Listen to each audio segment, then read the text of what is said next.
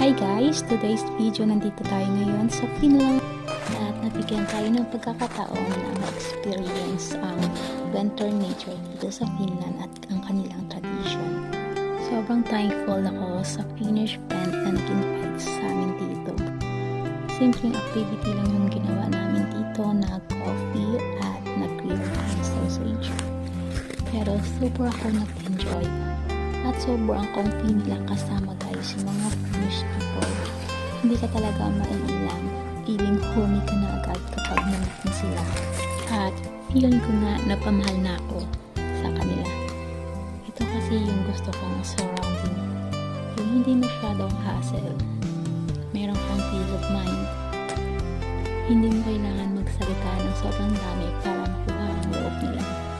Ito yata ang lugar na gusto kong balik-balikan kapag gusto ko na peace of mind at tahimik na buhay. At hanggang dito na lang ating video. Sana magustuhan niyo. Please like and follow. Thank you!